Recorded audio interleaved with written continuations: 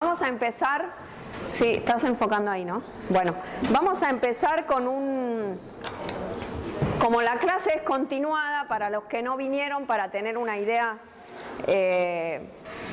por ahí para que puedan seguir la clase, igual me pueden interrumpir, ¿sí? Porque si no, no van a poder seguir el hilo.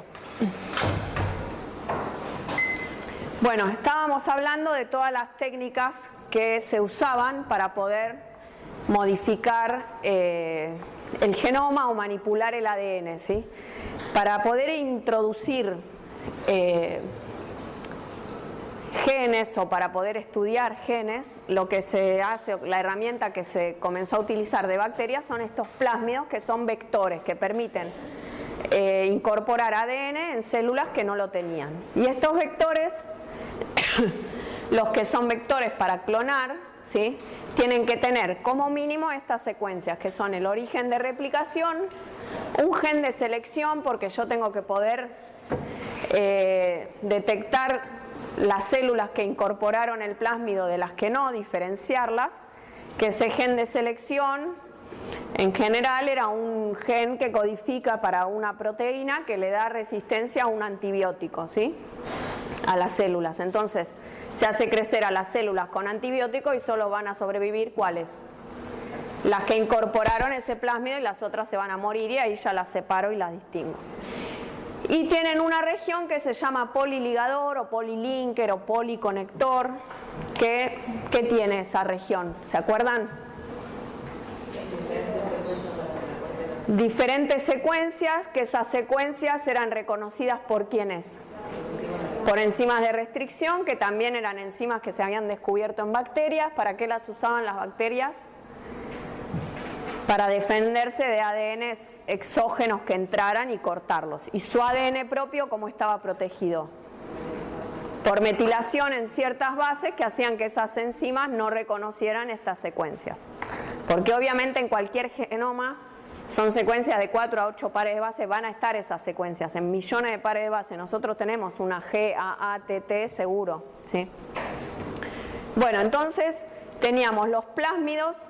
Estos plásmidos se cortaban con una enzima que nosotros elegíamos, por ejemplo EcoR1.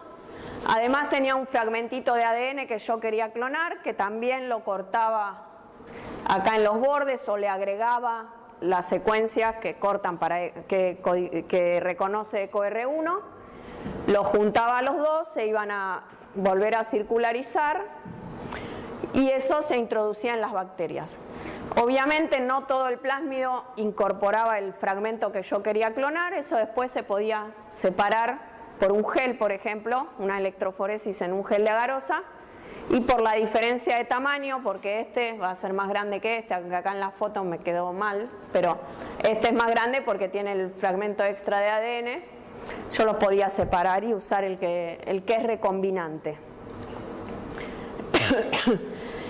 Este plásmido se incorporaba por ciertos métodos en las bacterias, o se intentaba incorporar porque el porcentaje de transformación era bajo, si no todas las bacterias incorporaban ese plásmido, y distinguía a las que lo habían incorporado, o sea, las que estaban transformadas, por esta resistencia al antibiótico, ¿sí? Se veía así las que habían crecido. Cada uno de esos puntitos es un clon de un montón de bacterias de una original que cayó ahí y que tenía el plásmido y se duplicó. Al duplicarse esa bacteria, también clonó el ADN que a mí me interesaba. ¿Hasta acá vamos bien? Bueno, después tomaba una colonia de esos, unos puntitos blancos, los hacía crecer en un medio líquido y tenía aún más cantidad de ese fragmento de ADN que yo quería clonar. Acá está como lo que ocurriría si no pongo antibiótico. Y otro control que se puede hacer es hacer crecer al principio a las bacterias con las que voy a trabajar en un medio con ampicilina. ¿Y ahí qué tendría que ver? ¿Las bacterias originales tendrían que crecer en ese medio con ampicilina o no? No, no tendría que crecer ninguna. Eso se hace al principio para ver que realmente las bacterias que voy a transformar sean sensibles a la ampicilina, porque si ya eran resistentes no me sirve para distinguir nada. si tuve la mala suerte de que adquirieron resistencia por otro método, no me sirven. Bueno, entonces yo podía hacer una biblioteca de ADN genómico, o sea, cortar todo el ADN de un organismo, o una biblioteca de ADN copia o de cDNA, que era tomar el mensajero, ¿sí?, pasarlo a ADN doble cadena y tener una representación de la secuencia de todos los genes que se estaban expresando en un momento en una célula. ¿Para qué me sirve eso? Para tener la secuencia codificante toda junta, porque si yo quiero estudiar o hacer expresar, esto me sirve para expresar proteínas, ¿sí? Si yo quiero estudiar un gen con sus intrones y sus exones, bárbaro, pero si quiero tener la secuencia que codifica, en los eucariontes me tengo que sacar de encima todos los intrones, y copiando el mensajero es lo más fácil. Y habíamos dicho hacia el final de la clase que había vectores que se fueron modificando para que sirvieran. Yo lo cloné en bacterias, pero después lo quiero clonar en levaduras, y bueno, incorporábamos otras secuencias que eran para origen de replicación en levaduras u otros tipos de selecciones, por ejemplo este URA3, que le daba la capacidad a la levadura de crecer en un medio que no tenía uracilo. ¿Sí? Los vectores se fueron modificando, y para tener la capacidad de que se exprese una proteína, una vez que yo cloné el ADN, yo digo, bueno, ahora quiero producir proteínas. ¿Qué necesitaban esos vectores? Importantísimo. ¿Cómo? Un promotor. Si yo les pregunto un vector de expresión, ¿qué necesita aparte de todo lo que ya me habían dicho? Tienen que sí o sí poner el promotor, ¿sí? Si no va a estar mal eso, ¿sí? Acá tienen el esquemita del Alberts, ¿sí? Tienen el plásmido, tienen la secuencia promotora, y el sitio de corte, el polylinker, está pegado al promotor. Entonces, cuando se corta ese plásmido y se inserta el ADN de interés, que va a ser el cDNA, que ya está la secuencia limpia de producción de esa proteína, se introduce al lado del promotor. Entonces, cuando ese promotor se active, ustedes ya vieron regulación de la expresión génica, se va a producir esa proteína que esté pegada al promotor. Entonces, se puede engañar, entre comillas, a la bacteria y hacerle creer que es un promotor para que produzca un gen que necesita para utilizar la lactosa que hay en el medio, y está produciendo insulina humana, ¿sí?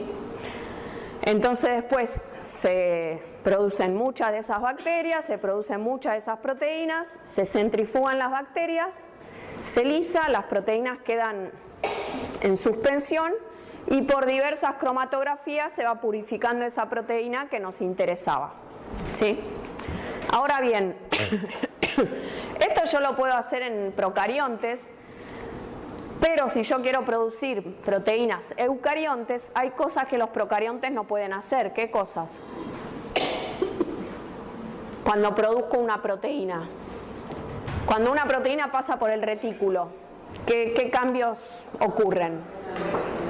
Se glicosila, se le forman los puentes disulfuro. Eso en la bacteria no se puede. Entonces se pueden producir proteínas en bacterias, pero está limitado lo que se puede hacer. Entonces empezaron a usar mejor sistemas de producción eucariontes, y en levaduras o incluso células animales, ¿sí? Entonces puedo obtener una proteína glicosilada. La insulina no había problema, pero si se quiere hacer eritropoyetina, hormona de crecimiento, ¿sí? O cualquier otra proteína más sofisticada, por decirlo de alguna manera, que tiene glicosilaciones o muchos puentes disulfuro, es mejor usar otro sistema y no expresarlo en Escherichia coli. Entonces, si yo introduzco un plásmido en una célula animal en cultivo, este plásmido entra a la célula. ¿Se acuerdan que yo les había dicho? Si entra en una bacteria se llama transformación, la bacteria está transformada. Si estamos hablando de una célula animal en cultivo, se dice que se transfectó. Pero esta transfección puede ser, como me preguntó él al principio, que quede el plásmido separado del genoma, y entonces no se va a transmitir a la progenie, ¿sí? A la descendencia de esas células. O puede ser que se integre al genoma. Si se integra, se dice que es una transfección estable, ¿sí? Y a veces en células animales que tienen una transfección estable se dice que están transformadas, así que ojo con eso porque es como que la transformada se usa para dos cosas. Y si la transfección, si la incorporación no se metió en el genoma, quedó separado y se autorreplica y todo lo demás, se dice que es transiente porque en un momento se va a perder ese plásmido. Bueno, ¿qué más se le ocurrió a los investigadores hacer con estos plásmidos? Fíjense, acá tienen el origen de replicación, el marcador de selección de resistencia a ampicilina, el promotor para producir la proteína, bueno, unas secuencias para que inicie la traducción, el poliligador donde voy a meter el gen que a mí me interesa producir, y se les ocurrió meterle una etiqueta peptídica. ¿Qué es esto? Vieron que yo les dije que al final de la producción se centrifuga, se descartan las células, quedan las proteínas en suspensión, pero quedan las proteínas con todas las proteínas de la célula. Entonces, si yo tuviera una manera de purificar más fácil mi proteína, se ahorrarían pasos de purificación. Si yo no tengo ninguna marca en esa proteína, tengo que hacer una columna, separo por tamaño, después separo por la carga, después por el punto isoeléctrico, después voy separando, voy purificando cada vez, en cada paso pierdo un poco de rendimiento. Entonces, si minimizo esos pasos, es mejor para la producción. Entonces, ¿qué se le ocurrió a alguien? Ponerle al final de la secuencia de la proteína, por ejemplo, 5 histidinas, ¿sí? Que tenga esa proteína 5 histidinas. Y pasar todo el líquido ese donde están las proteínas en la suspensión y todas las proteínas de la célula por una columna que tiene unas bolitas de níquel que se pegan a la histidina. Entonces paso todo por la columna y la proteína que me interesa queda agarradita. Entonces después tiro todo eso, eluyo la proteína y me queda pura prácticamente mi proteína. Después se le corta esa colita de histidinas o se le deja, depende para qué la queramos usar, ¿sí? Y al final tiene una secuencia de cola poly-A como todos los mensajeros, ¿sí? ¿Hasta acá vamos bien? Bueno, ¿para qué podemos usar estos vectores plasmídicos de expresión? Para producir proteínas para la industria farmacéutica, como les di el ejemplo de la insulina o la hormona de crecimiento, ¿sí? En un principio la gente que necesitaba insulina o alguna hormona tenían que usar o de un animal que fuera similar o de tejido cadavérico se sacaba, por ejemplo de la hipófisis, que es así, se sacaban hormonas, ¿sí? Pero había muy poca, era muy cara, ¿sí? Podía tener ciertos riesgos. Ahora directamente se fabrica la humana, pero en otro tipo celular. Y hay un montón de medicamentos, yo acá les voy a mostrar. Esta es industria argentina, ¿sí? Ven que acá dice de ADN recombinante idéntica a la del organismo. O hormona de crecimiento, la que se tuvo que inyectar Messi, ¿vieron? Usaba hormona de crecimiento recombinante. También podemos utilizar genes reporteros. Si yo quiero estudiar una proteína que cambia la localización, de esto les habló Nico en las de microscopía, ¿no? Quieren seguir una proteína en la célula, bueno, ponen la secuencia que codifica para esa proteína pegadita a la secuencia de GFP, que es una proteína fluorescente verde, y eso es un gen como reportero, marcador, como buchón, no sé. O de luciferasa, que es similar, ahora les voy a dar ejemplos. Y también puede ser que quiera producir biosensores, que vamos a ver también un ejemplo, que van a tener un problema en el taller de problemas 3, en los problemas 3, que van a usar esta estructura. Bueno, acá tenemos ejemplos de producción para industrias farmacéuticas, ¿sí? Hay muchos.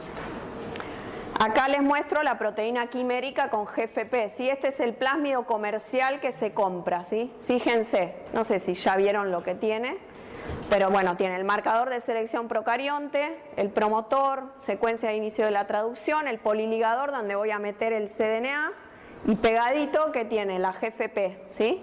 Y la cola de poly-A, ¿sí? Después hay un origen de replicación de un virus, un marcador de selección eucarionte que le da resistencia a otro antibiótico que es G418. Si algo de esto no saben para qué es, me dicen, ¿sí? Yo ¿Sigo avanzando? ¿Por qué no tiene la etiqueta peptídica?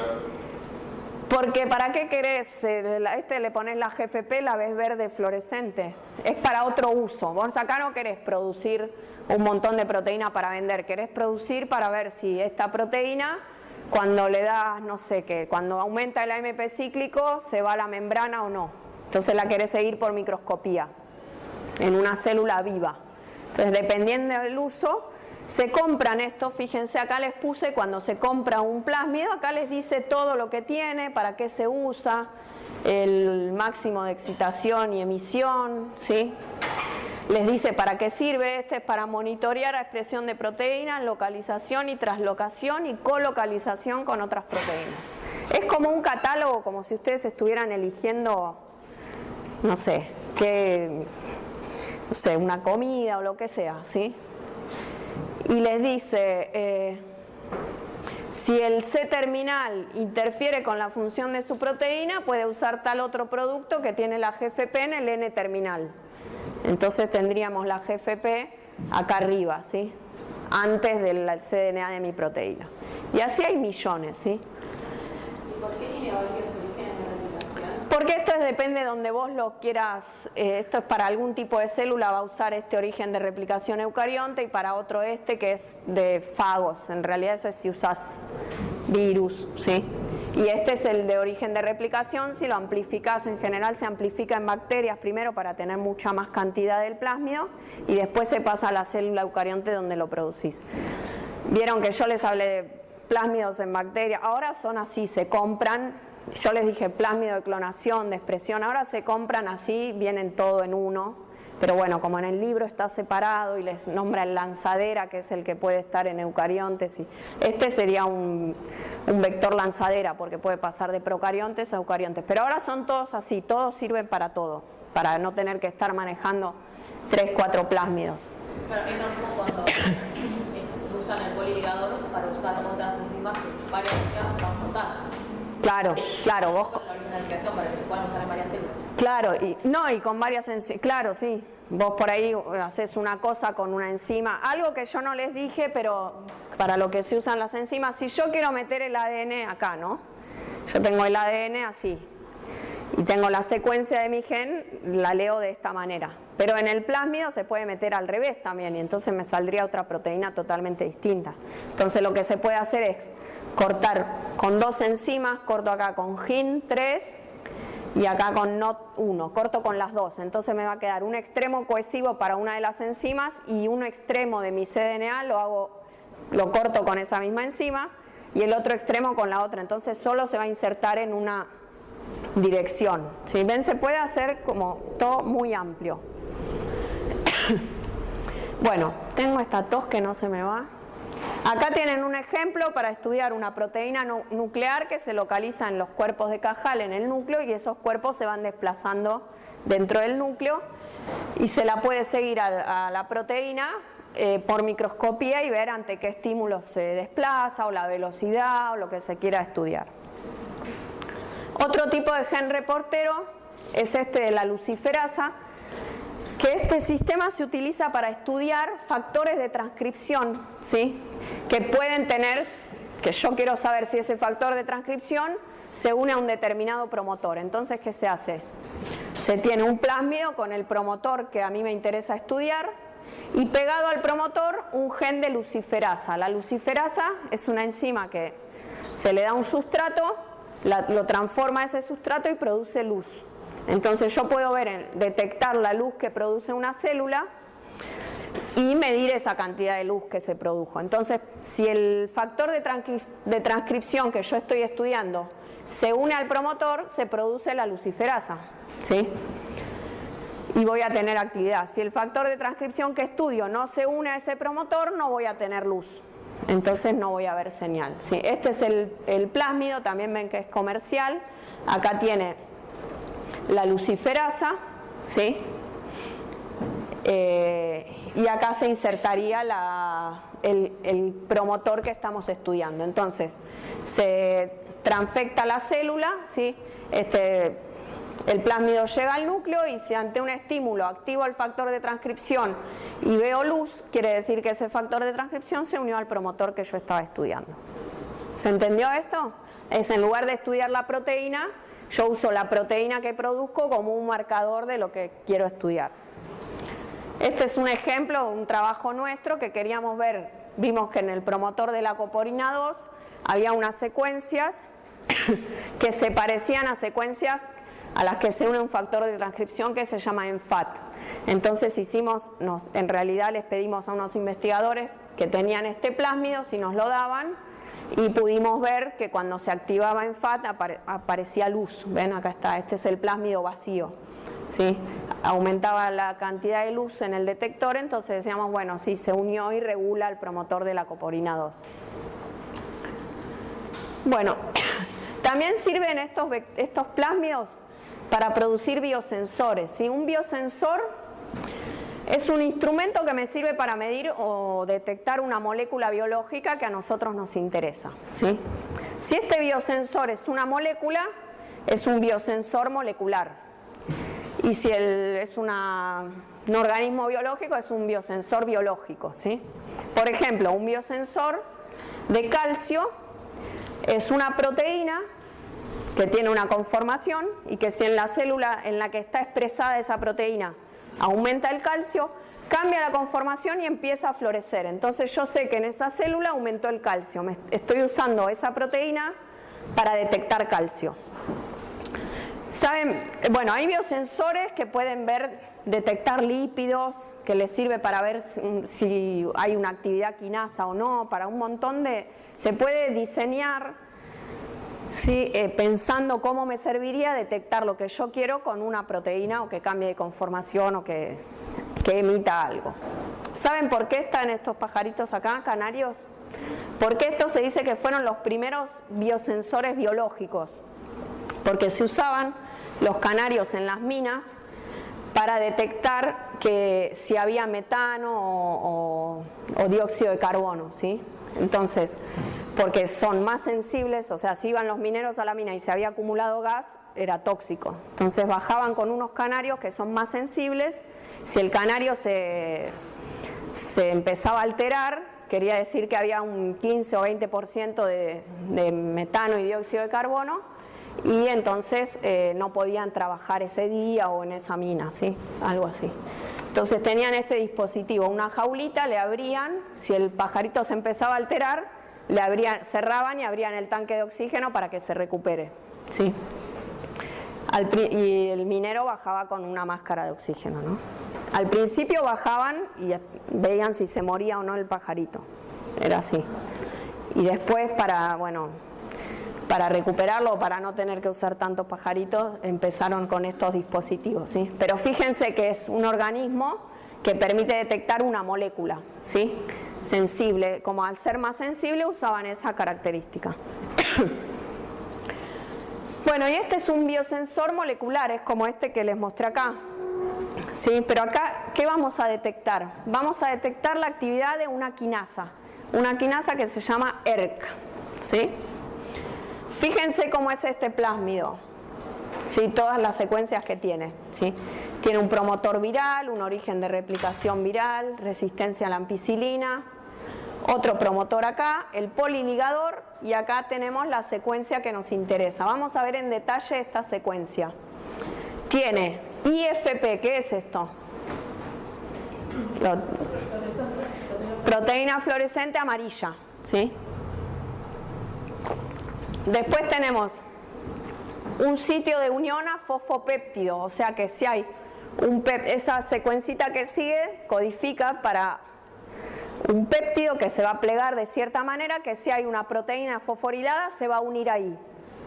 Después tenemos un espaciador, después tenemos una secuencia que codifica para una proteína que es sustrato de la quinasa que queremos estudiar, o sea que si se activa la quinasa va a fosforilar a la proteína que se produzca a partir de acá.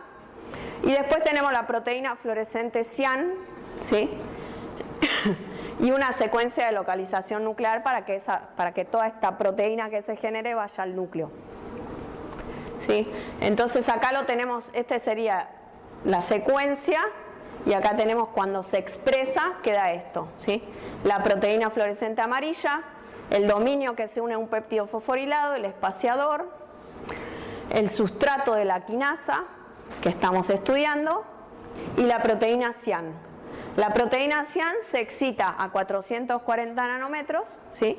Y emite luz azul a 475 nanómetros, ¿sí? Entonces, cuando yo expreso esto en una célula, si les doy 440 nanómetros voy a ver luz azul, ¿sí? Ahora, si en esa célula se activó la quinasa ERK, ¿sí? ERK va a fosforilar, ¿sí? Proteínas. Una de las proteínas que va a fosforilar va a ser esta azul que está acá, ¿sí? Que no es azul, ¿no? Está dibujada en azul. La va a fosforilar. Entonces, cuando la fosforile, ahí queda un péptido fosforilado, ¿sí? Que se va a unir a esto que une péptidos fosforilados, ¿sí? Y la proteína, ¿qué va a hacer? Se va a plegar, ¿sí?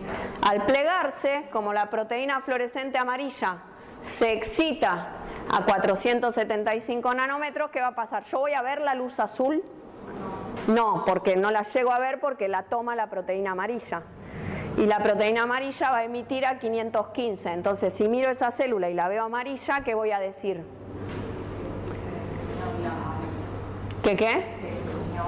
Que se unió, y entonces si se unió, ¿qué hubo?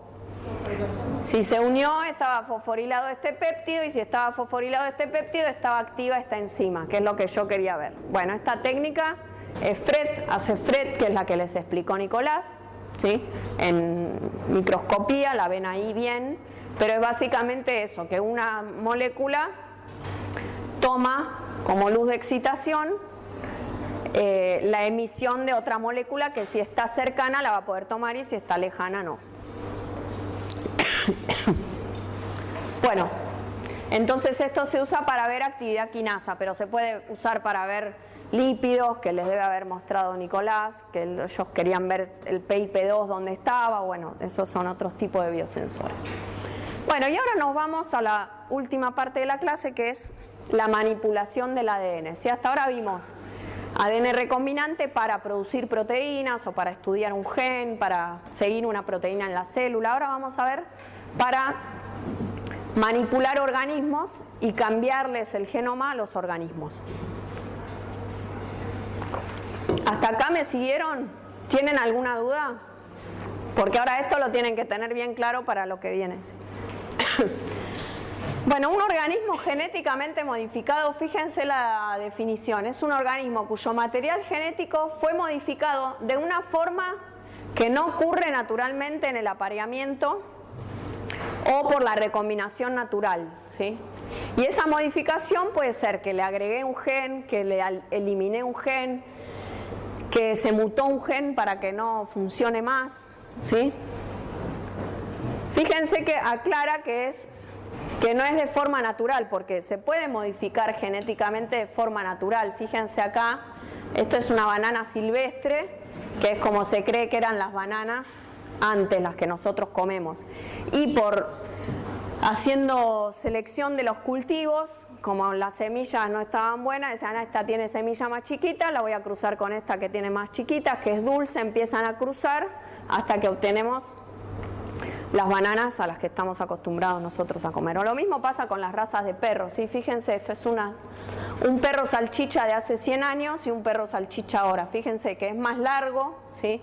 Casi no tiene altura con el piso, porque claro, lo gracioso del salchicha era que tenía patitas cortas. Entonces dicen, mira, este tiene más cortas, lo cruzo con este, las más cortas que haya, la más corta que haya, y queda ya perro que ni tiene forma de perro, ¿sí? Lo mismo, fíjense este Bull Terrier cómo era, ¿sí? Y cómo es ahora. Fíjense cómo cambió el abdomen, ¿sí? La cara, el hocico, ¿sí? O las razas del bulldog original ahora casi no tienen hocico, les trae problemas respiratorios, o la cabeza es tan grande que no pueden nacer si no es con un veterinario, ¿sí?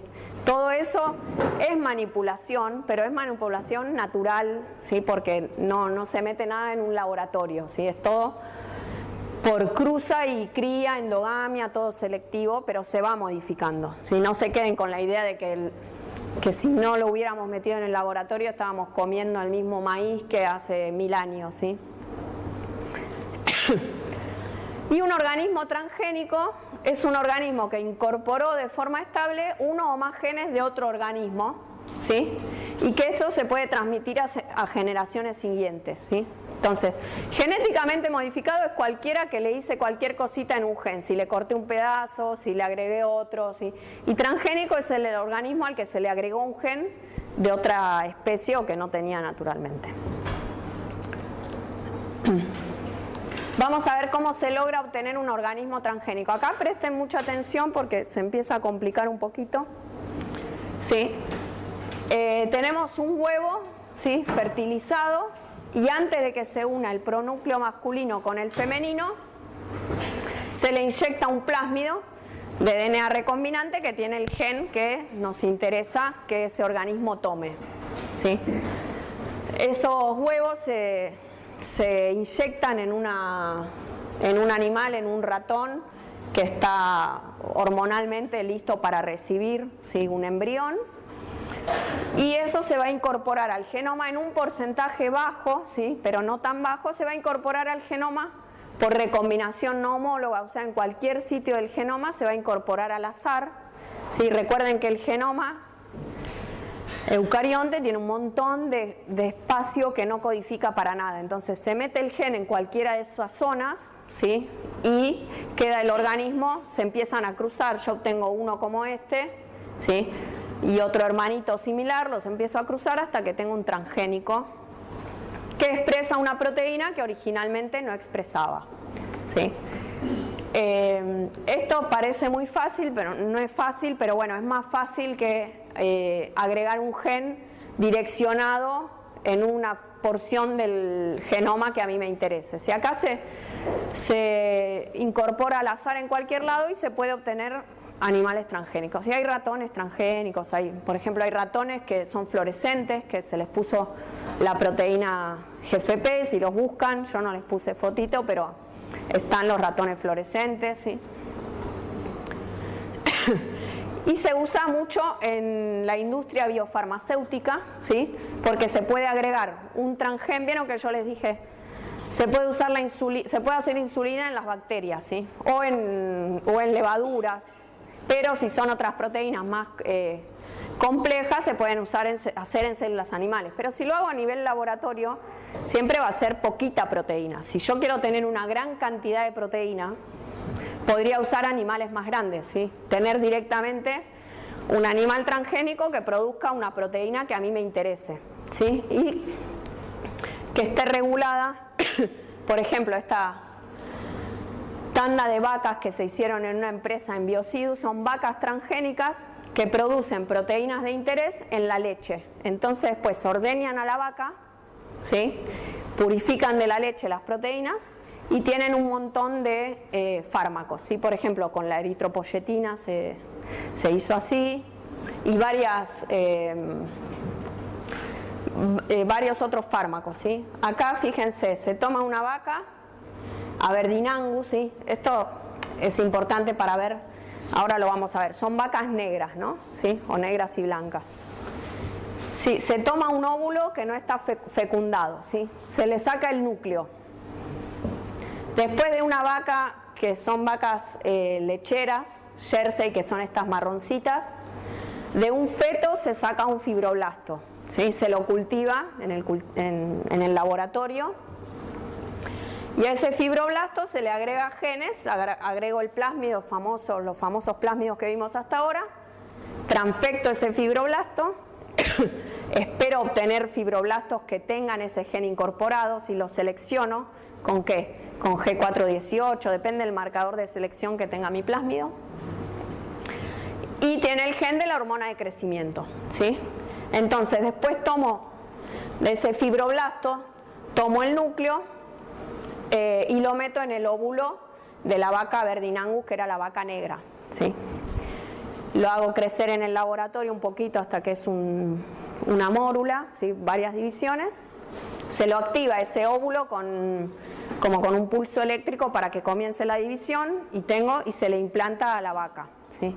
Y entonces esta vaca negra da luz a un ternero, y si el ternero es marroncito quiere decir que venía de esta célula del fibroblasto.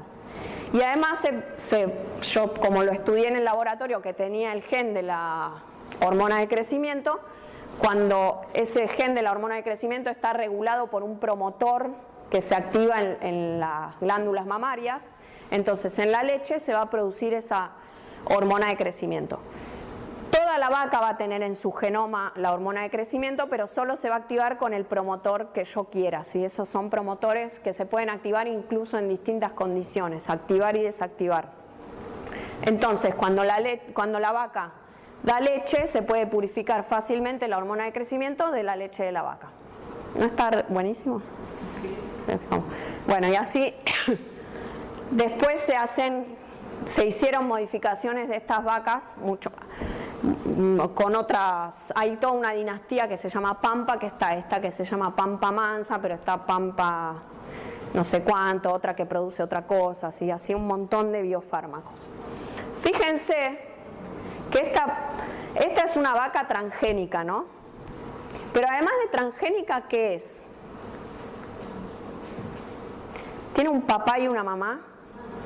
¿Tiene información genética de dos vacas distintas? ¿De quién tiene información genética?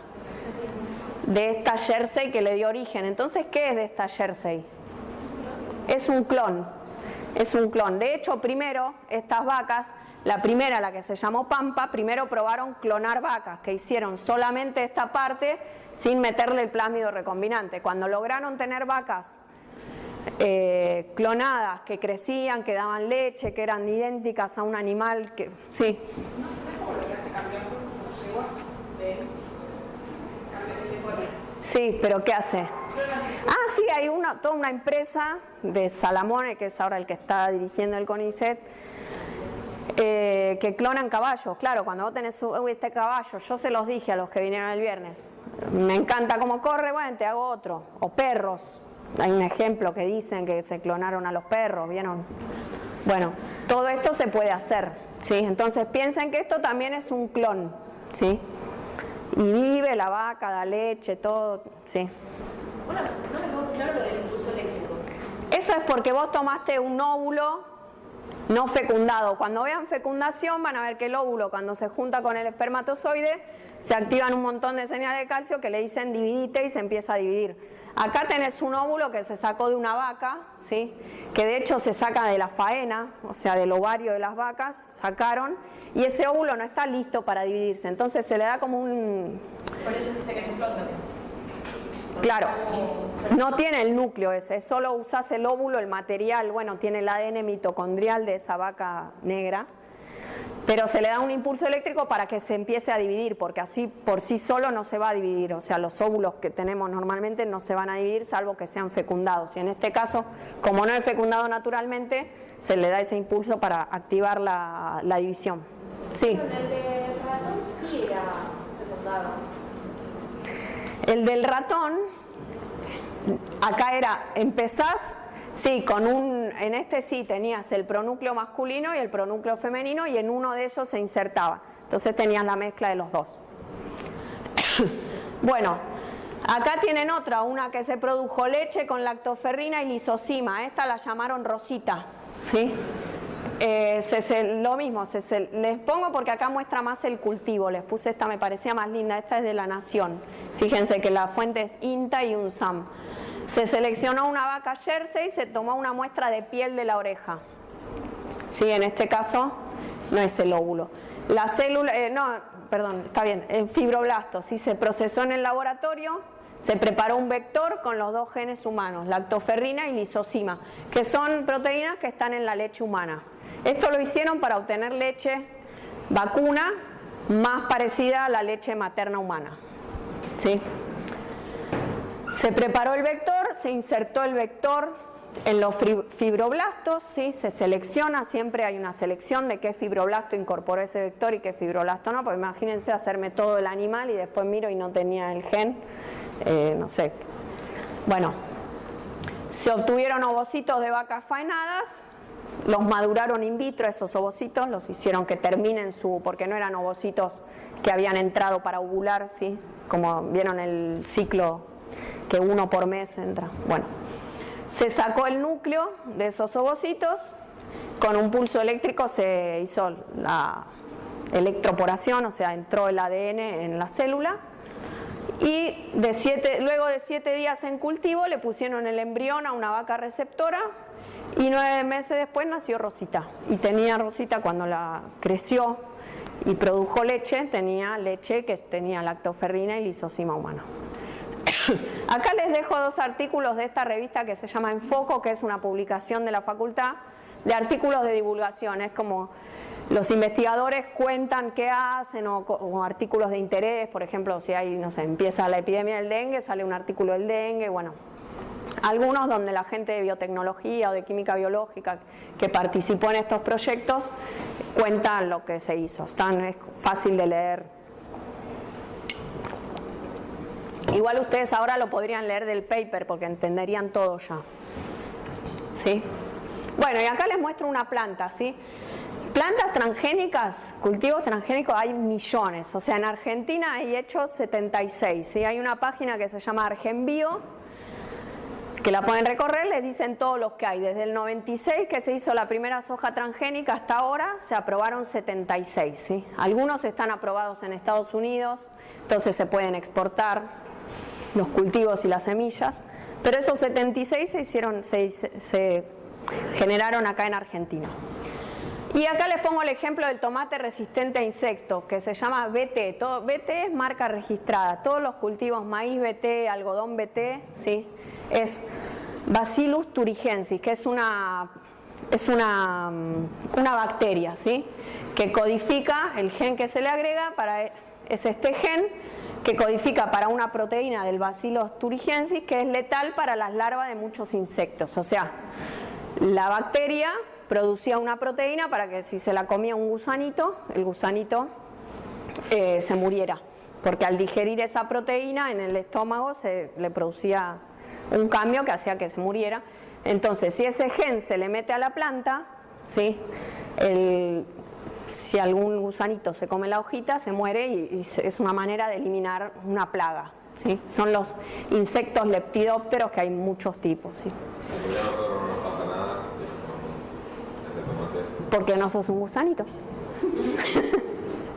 O sea, eso no te hace nada, te comes el tomate. Igual está a veces hecho para que, por ejemplo, se exprese en la hoja, pero no en el fruto. Entonces, por ahí en el tomate, vos te comes el gen, pero no está la proteína.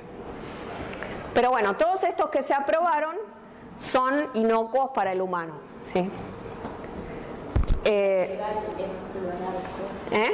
¿Qué tan legal es clonar cosas? Ilegal puede ser totalmente legal o sea, si haces toda la regulación, todos los permisos, todo, ¿clonar qué? Y ponerle plantas o animales. Y si es esas vacas es legal porque la ANMAT lo aprobó. Si vos se te murió el gato y lo querés clonar en tu casa, no es legal. Dicen que ya se hicieron clones humanos. Se dice que lo hicieron los chinos, ¿viste? Pero bueno, eso no es legal, clonar humanos. O sea, acá todo lo que estamos viendo son herramientas que se pueden usar para el bien o para el mal, o para algo que uno cree que está bien y otro piensa que está mal. Sí, como comer carne. Hay gente que dice no voy a comer carne y gente que sí. Bueno, lo mismo con esto. Está ahí al límite, porque con estas herramientas ustedes se dan cuenta que se puede hacer de todo, ¿sí? Así como miro si está el gen del CRI1AC, puedo mirar en un embrión si hay un gen para una enfermedad que se hace, o puedo mirar si hay un gen para, qué sé yo, que el nene sea rubio o sea morocho, ¿sí? Sí, vos me querías preguntar. Pero acá estamos viendo eso, después que está en cada uno, ¿sí? Yo no les voy a decir esto lo haría, esto no lo haría, porque aparte, ¿qué les interesa? Aparte por ahí cambio de idea con los años, ¿sí? ¿Me querían preguntar algo? Pero bueno, todo, si seguís las regulaciones, es legal. Por ejemplo, en Europa son más resistentes a los organismos genéticamente modificados, a todos estos cultivos, ¿sí? Tienen más regulaciones o más cuidados, y Estados Unidos tiene un montón y acepta, y entonces se exporta mucho allá. Y después hay soja tolerante a glifosato fue el primer cultivo argentino que se aprobó, ¿sí? ¿Por qué era bueno esto? Porque se podía tirar glifosato, que es un herbicida, ¿sí? Que mata todas las malezas, y después directamente, ahí es lo que se llama siembra directa, directamente ponía la soja que es resistente al glifosato, ¿sí? Entonces ahorraba pasos. Todo esto es tiempo y plata, ¿sí? En la producción. Si yo hago crecer algo, ahora vamos a ver un ejemplo, en menos tiempo es más producción, ¿sí? Y es más plata y menos gasto. O hay trigo resistente a la sequía que permite que exprese un factor de transcripción que aumenta la fotosíntesis y aumenta la producción de proteínas osmoprotectoras y antioxidantes, y ese promotor, ese gen está regulado por un promotor que responde o que se activa cuando hay baja cantidad de agua. Entonces permite que estas plantas no se mueran en la sequía. Eso ustedes piensan, uy, está todo remodificado. Pero imagínense que tienen unas parcelitas, no digo que sean unos grandes productores, que por ahí no, pero tienen un poquito, una producción en un campo, no sé si alguien de acá es del interior de la provincia de Buenos Aires, tienen sus poquitas hectáreas, viene una sequía y pierden todo. Eso es un año que no comen, ¿sí? Entonces, obviamente van a comprar estas semillas, ¿sí? Lo mismo ocurre con las uvas sin semilla.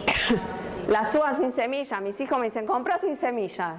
Y bueno, y si le mando a la escuela con semilla no la comen, y le mando sin semilla la comen.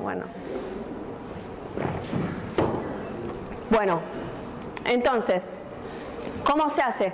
Tenemos una bacteria, ¿sí? Que tiene un gen de resistencia para, este era el BT, ¿sí? Se corta ese gen con enzima de restricción, acá le ponen una tijerita, pero obviamente ustedes ya saben, ¿sí? Se inserta en un vector, ese vector se inserta en una bacteria, o sea que tengo bacterias transformadas, esas bacterias se duplican, y ahora miren, viene la parte nueva, se toman unas partículas de oro, ¿sí? Unas bolitas de oro, en el que se adhieren todos esos plásmidos modificados, ¿sí? Y se le pega un tiro a una hojita de planta que está en cultivo, así como es como una pistolita, se le dispara a la hoja y entra. ¿Sí? Ven que la forma de agregar el ADN a las distintas células cambia, en unas es con calcio, en otra con electroporación, acá se le dispara, ¿sí?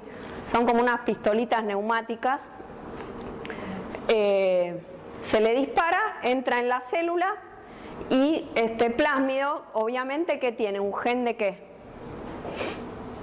¿Cómo yo estoy cultivando hojitas, ¿cómo me quedo solo con las que adquirieron el plásmido? ¿Qué tiene que tener el plásmido? ¿Un gen de qué?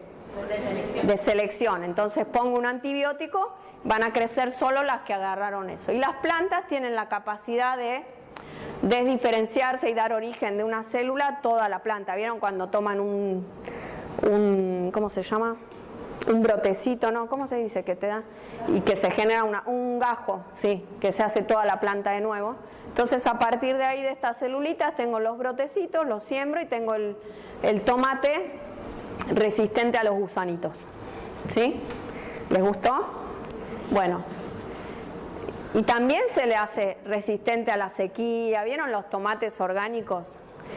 Que son todos deformes, todo. Bueno, vos pones un tomate de los que se compra ahora, lo podés dejar, no sé, 10 días arriba de la mesa y no se pudre. Y bueno, todo esto tiene sus pros y sus contras, ¿no? Esta es la página que les dije, fíjense, todos los cultivos que en 2022-2023, ¿sí? 23,8 millones de hectáreas de transgénicos, ¿sí? El 99% de la soja es transgénica, acá les dice qué tipo tiene, ¿sí? El maíz también, el algodón es todo transgénico, es el algodón BT, ahora viene combinado, resistente a la sequía, al glifosato, a todo, ¿sí? Alfalfa y trigo, ¿sí? ¿Cómo? Bueno, si quieren después entran en esta página y chusmean todo lo que hay, ¿sí? Y este es les dejo otro ejemplo, ya yéndonos de las plantas, para un animal que es, porque vimos, para producir fármacos vegetales para consumo, y este es un salmón, que es también para consumo, que es un salmón. El salmón normalmente llega a su tamaño de comercialización a los 36 meses, o sea, es un montón, 36 meses, o sea, 3 años desde que lo produzco.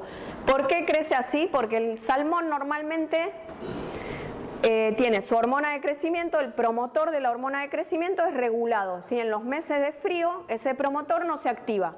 Entonces el salmón, ¿por qué? Porque en el frío se mantiene más, no le conviene crecer al salmón, ¿sí? Porque hay menos comida, por lo que sea. Entonces en los meses de frío ese salmón no crece y tarda 3 años. ¿Qué se les ocurrió a unos investigadores? Tomar el salmón, que es este que está acá, tomar el promotor de unos genes anticongelantes que tiene la anguila, que se activan, o sea, ese promotor se activa con el frío, ¿sí? Entonces armaron el plásmido con la hormona de crecimiento del salmón y el promotor que se activa con el frío, transfectaron los huevitos del salmón, ¿sí? Hicieron crecer salmones transgénicos con ese promotor que se activa con el frío. ¿Y qué lograron? Que en 18 meses se llegue a este tamaño. Este es el tamaño final del salmón. Estos son 2 hermanitos salmones, que uno es wild type, o sea, nativo, normal, ¿sí? Que a los 18 meses tiene este tamaño, y este es el que se le puso el promotor de los genes anticongelantes de la anguila. Entonces ese promotor en invierno se activaba. Entonces ese salmón crecía en invierno y crecía en verano. En la mitad del tiempo llegó a su tamaño. Entonces, 1 año y medio antes ya se podía tener un salmón de ese tamaño. Primero, se podía vender antes. Segundo, comía menos, porque a veces que creció 3 años hay que mantenerlo, ¿sí? Hay que mantener el... Y estos se llaman, así está también marca registrada, ¿sí? Acá les dice que llega al tamaño adulto entre 16 y 28 meses en lugar de los 36. Se gasta menos, 25% menos en comida y 20% más eficiente en convertirse en comida antes. ¿Sí? ¿Es estable la transcripción esa o...? Esta me parece que se incorpora al genoma, sí. Es estable. Ahora, ya está, transgénicos, vieron cómo se producen, ¿no? Ahora vamos a ver, la última parte es cómo inactivar un gen normal, ¿sí? Porque no siempre se quiere agregar un gen para producir o para las aplicaciones que vimos, sino que a veces se quiere estudiar el funcionamiento de genes que no se sabe para qué son. Entonces una manera de estudiar para qué sirve un gen es inactivarlo, ¿sí? Hay 3 maneras. Uno es reemplazar el gen normal por cualquier otra secuencia, ¿sí? Entonces reemplazo ese gen y obtengo un animal que es knockout para un gen determinado. Lo tengo que hacer, el animal tiene 2 alelos de un gen, ¿sí? El que obtuvo de parte materna y paterna, lo tengo que inactivar en ambos, tiene que ser homocigota. ¿Oyeron hablar de ratones knockout, por ejemplo, o no? Bueno, se hace un ratón knockout para una proteína G chiquita que no se sabe en qué vías participa, y bueno, se puede ver estudiando el fenotipo de ese ratón en qué participa, ¿sí? Se puede ir dirigiendo la cosa.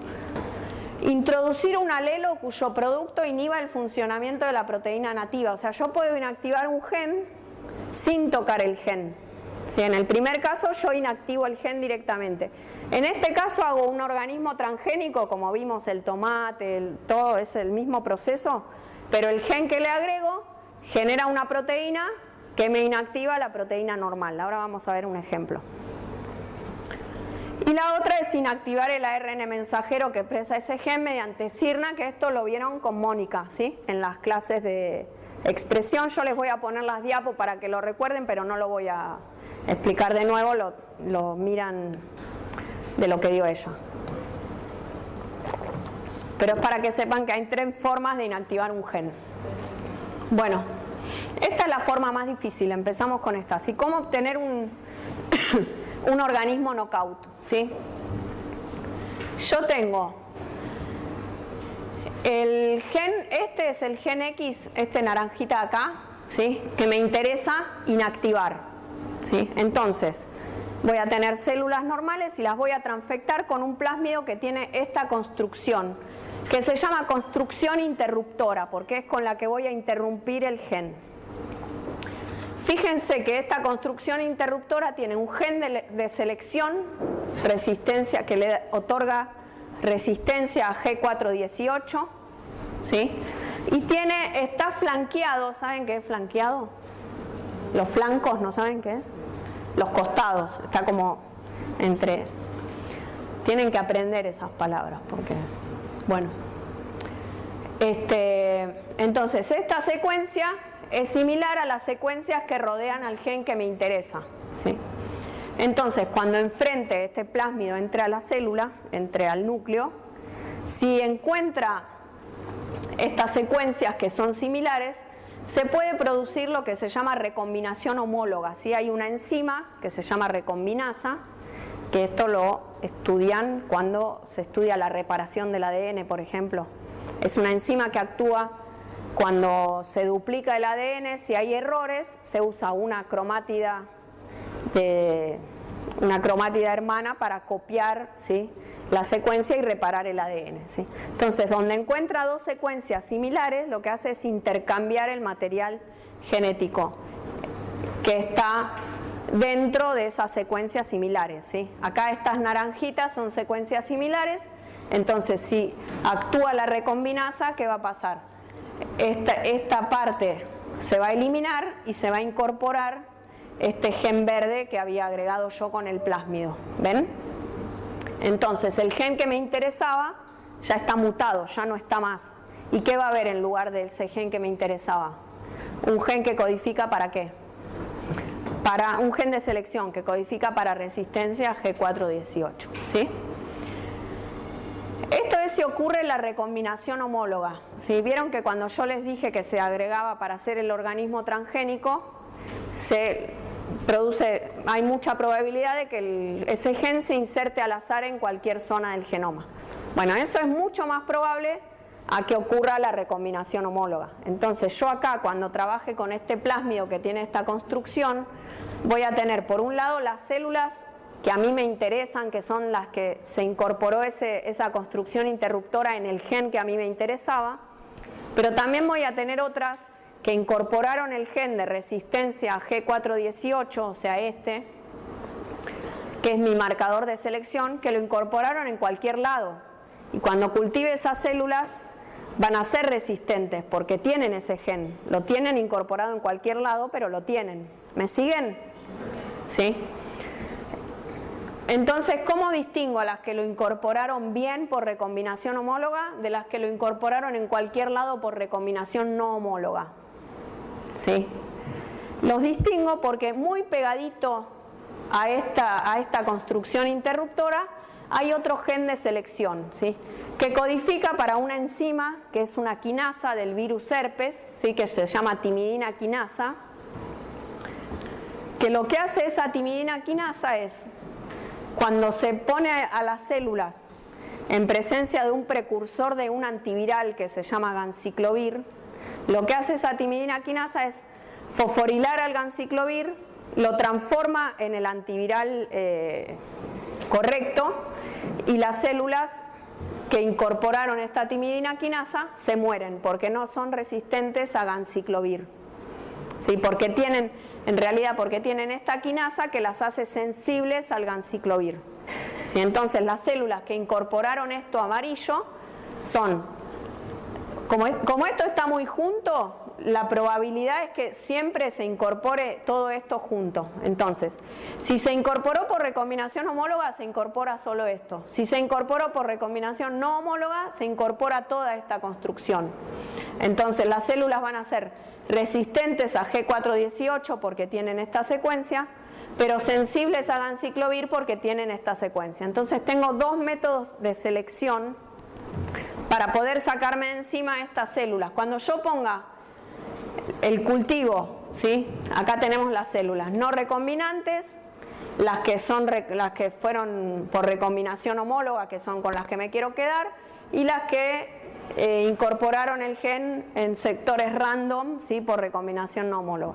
Cuando ponga G418 me voy a quedar con todas las que tengan esto verde, ¿sí?, o las que son completamente verde, o las que incorporaron también a la secuencia que codifica para la timidina quinasa.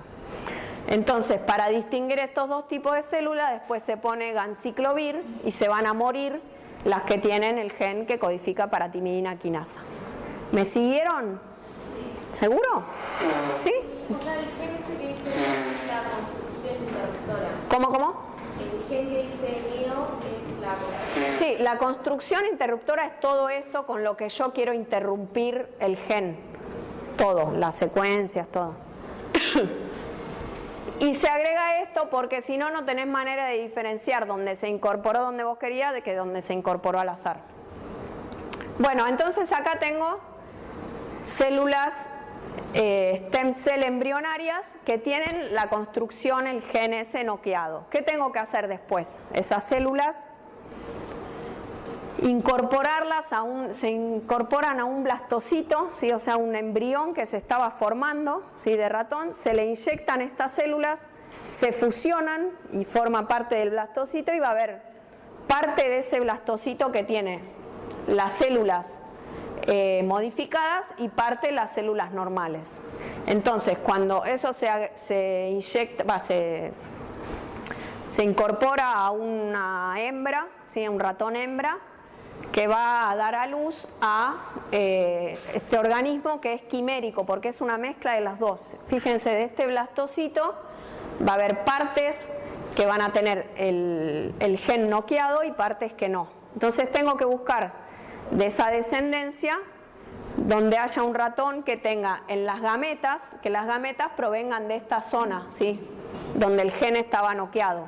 Entonces voy a tener gametas con el gen interrumpido. Cruzo dos ratones que tengan esas gametas y voy a tener probabilidad de tener un ratón que tiene en todo su genoma noqueado ese gen, porque tiene parte de los dos alelos. Porque si yo lo hago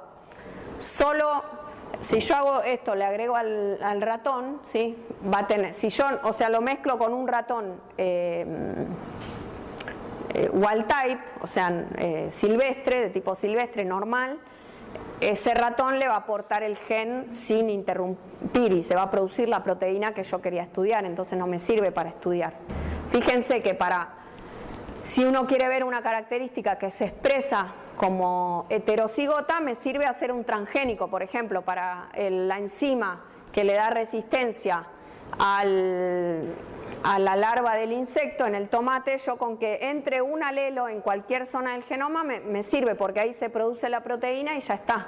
Yo acá quiero noquear, tengo que noquear los dos alelos de ese gen, por eso es mucho más difícil un knockout.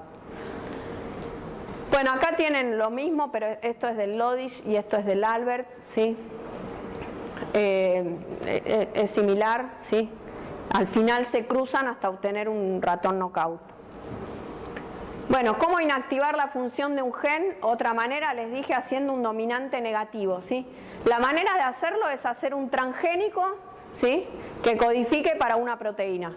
Pero esa proteína, cuando se produce, inactiva la función del gen que yo quiero estudiar. Por ejemplo, acá tienen un ejemplo.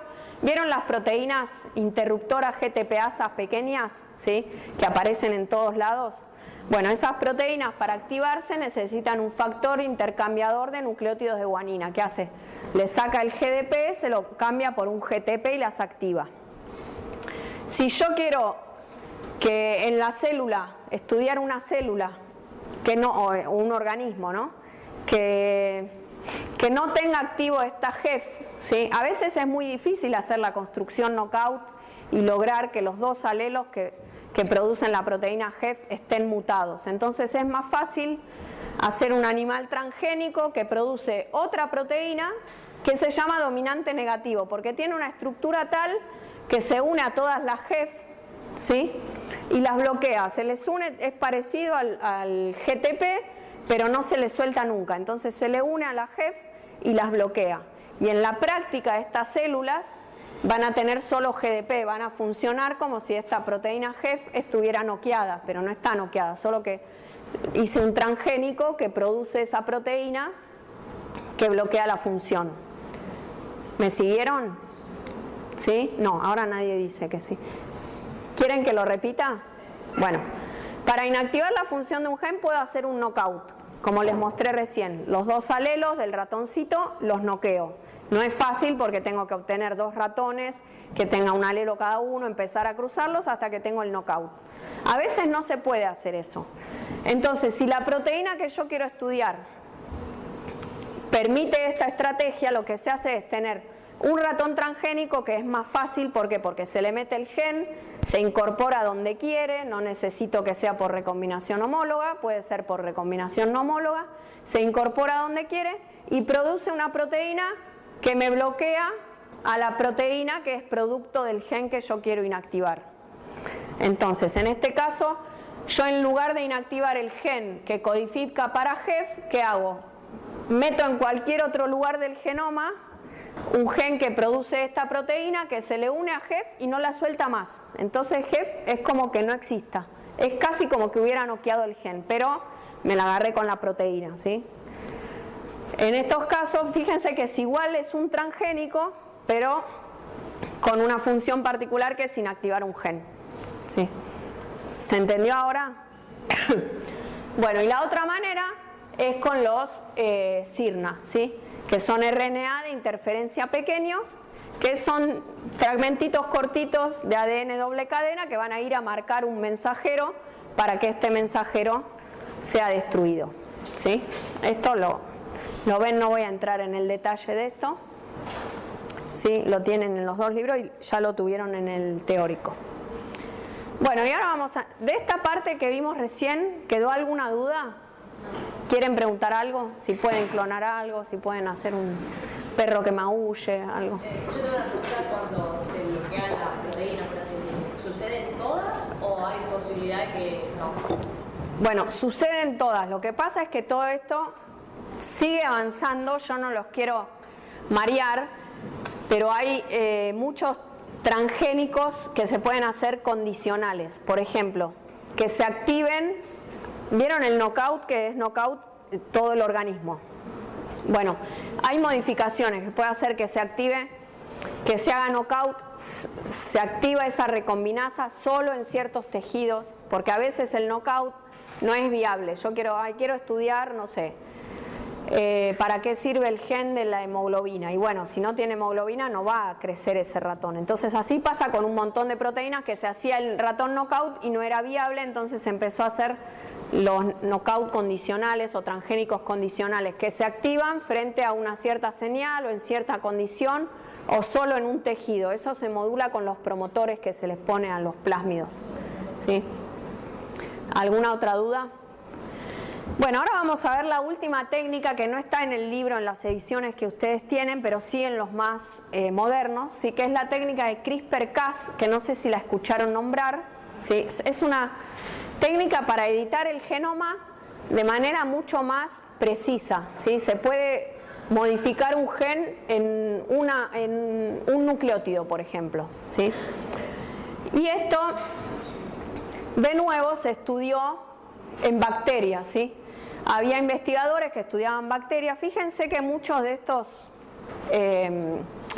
desarrollos que yo les estoy contando se basaron en estudios que se hacían de ciencia básica, ¿sí? Por ejemplo, el que fue al parque Yellowstone y vio el geyser y le dijeron que ahí había bacterias, que dijo, ay, voy a estudiar las bacterias que crecen en calor. Por ahí alguien le decía, ¿para qué estudiar la bacteria que crece en el calor? O está ahí, o ¿para qué te vas a la Antártida a ver si hay bacterias en la Antártida? ¿Para qué sirve?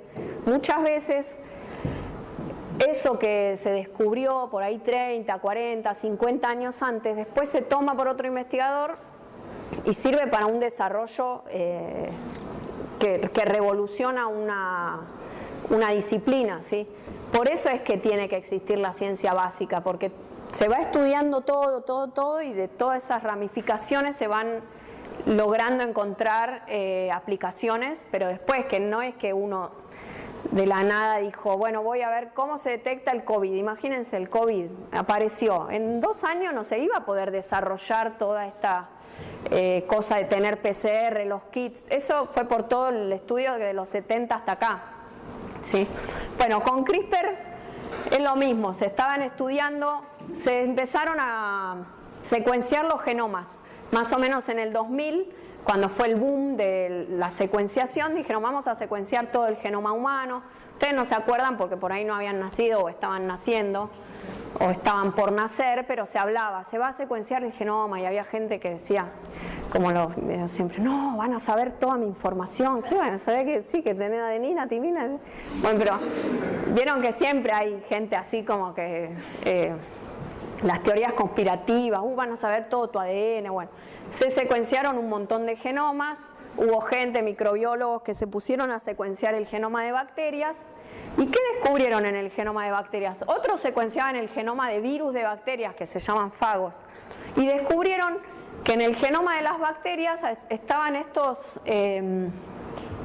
secuencias, unos genes Cas que codifican, que son unas endonucleasas que cortan, y pegado a estas endonucleasas había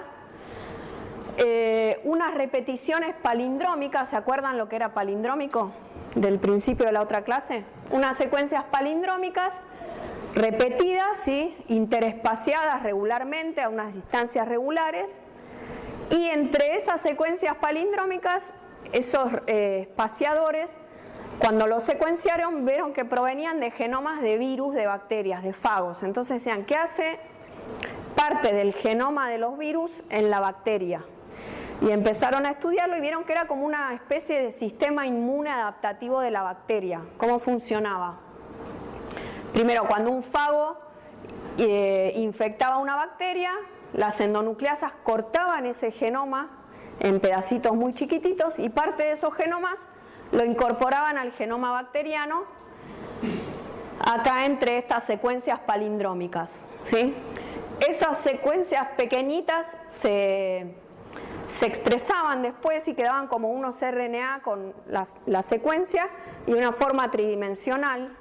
Y cuando ese fago volvía a infectar la bacteria, ¿qué pasaba? Esto se expresaba, este ARN, que se llama como ARN guía, se unía al genoma del virus, lo marcaba, y esta otra proteína Cas, que eran endonucleasas, transportaban ese ARN hasta el virus. Cuando veía que había homología de secuencias, la Cas cortaba el ADN del virus.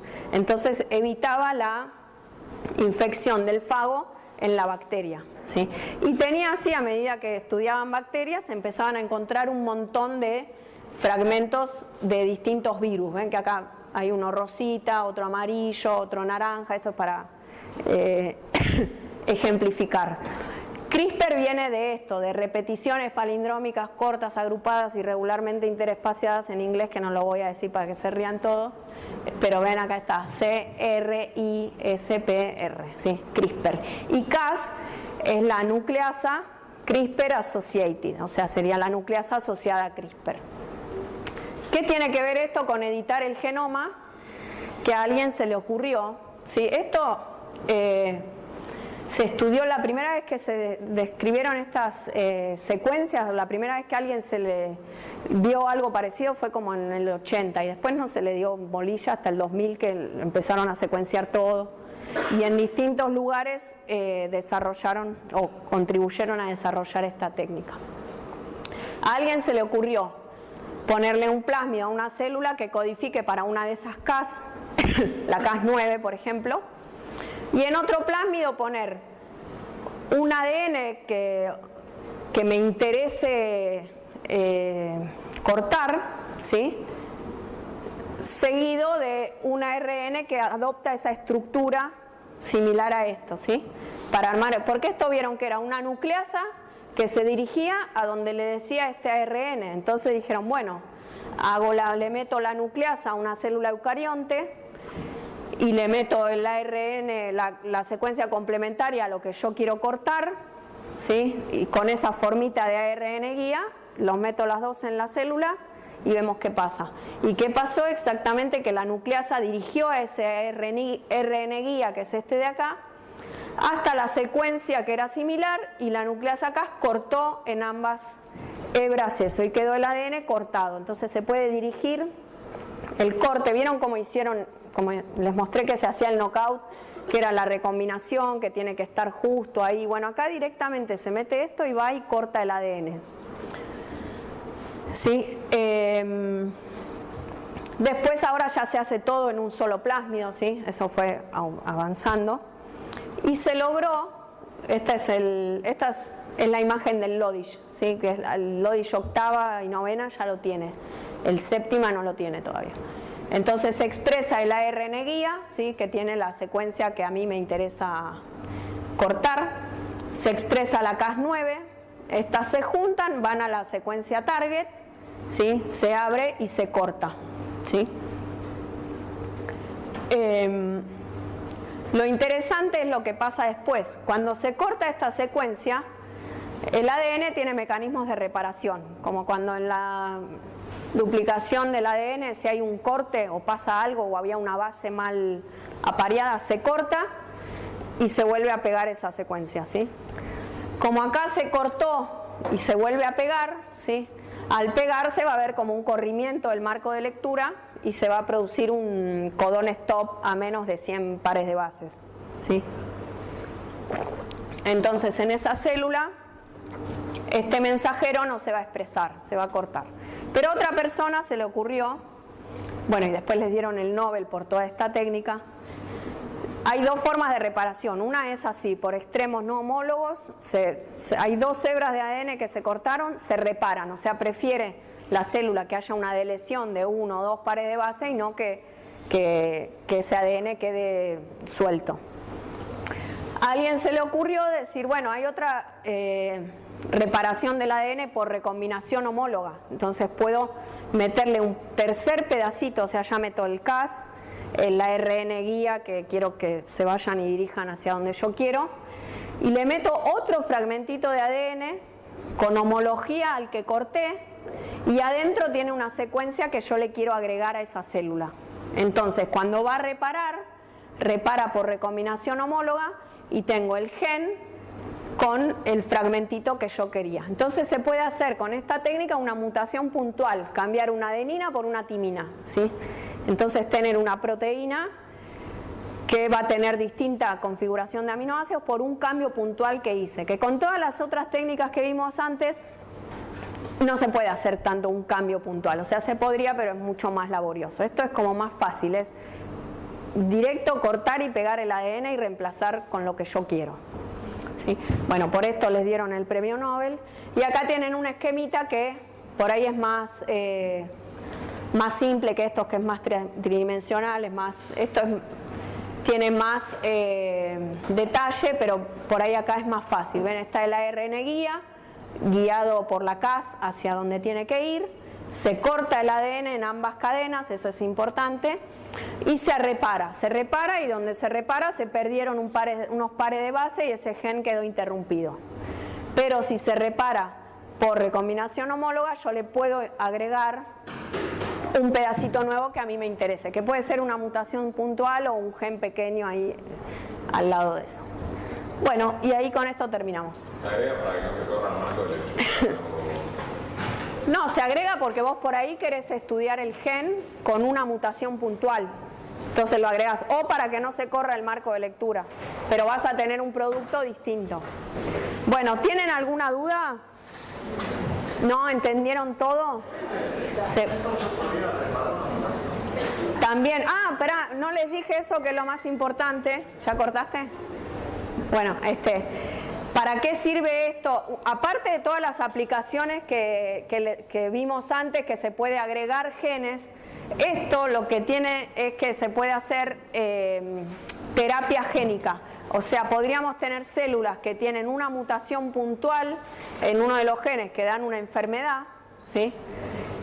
Por ejemplo, no sé, fibrosis quística, y se podría agregar y cambiar ese gen por el gen que funcione normalmente cuando es 1, 2 o 3, cuando es un pequeño fragmento de ese ADN el que está mutado. Si es que la enfermedad es originada porque falta todo un pedazo de gen, pero es más difícil. Pero se puede arreglar puntualmente y en eso se está trabajando, en terapias génicas por CRISPR. Todavía no hay, pero con el tiempo va a haber. No sé si tienen alguna otra duda. No, ya está. Bueno, listo. Si tienen dudas, igual me pueden preguntar por el foro, ¿sí? Después nos vemos más como en un mes para citoesqueleto.